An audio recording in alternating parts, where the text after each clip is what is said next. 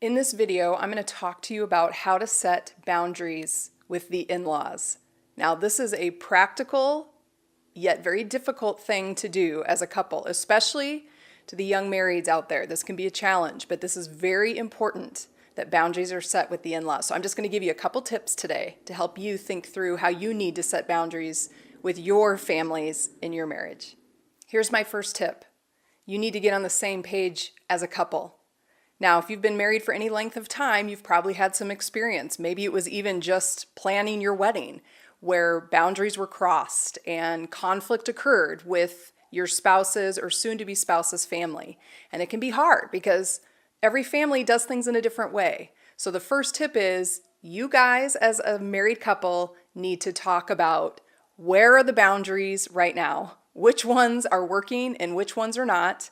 Especially pay attention to the times where conflict has occurred, because that probably means the family is crossing your boundary and it's making you mad and you're starting to push back. So talk as a couple about what are our current boundaries, what's working and what's not. Here's the second tip. You need to get on the same page with God. Here's the good news. For you couples out there that are stressed out and the in-law situation has caused a lot of conflict and turmoil, God has an opinion on this, and here it is. It's from Ephesians 5:31, and it says, a man and a woman leave their families, and they come together and are united as one.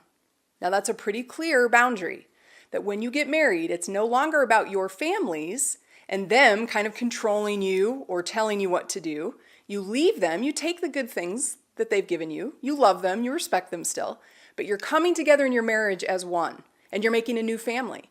So that's God's advice to you, that you should have boundaries in place and in-laws should not be running the show. Here's the third tip. Once you've gotten on the same page together about how your boundaries are working, what's good, what's bad, after you've kind of talked and read the Bible and find out that God's telling you that you should have boundaries in place, now you need to do the work of talking as a couple. What do we need to do differently? How do we need to make adjustments? What's working for you? What's not working? And how do we need to go about making some changes? This is an important step because it's not going to ever help your marriage if you talk about boundaries that aren't working and you know what God's opinion is, but then you never do anything, you never take any action. So this is the step where you talk as a couple and you make very practical decisions about what are the boundaries, what does it look like for the holidays, what does it look like for your weekend family dinner every week that maybe you're expected to be at. What does it mean for kids and influence as far as parenting issues or how we spend our money?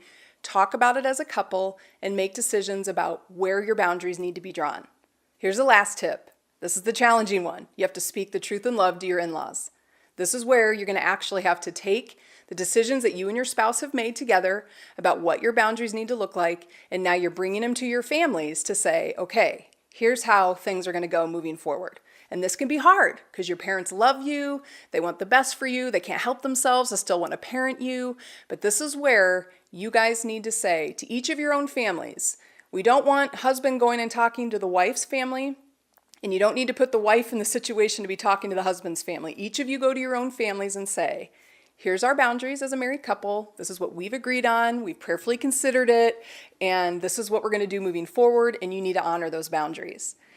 And here's the good news, as you guys take these tips and you put them into practice, you will see that conflict about the in-laws and families kind of finding their way into your marriage is going to become less and less of an issue as you guys are very clear about the boundaries with which you're going to operate as a married couple, because then neither of you have to spend the energy trying to push back against people that are constantly trying to push in on you.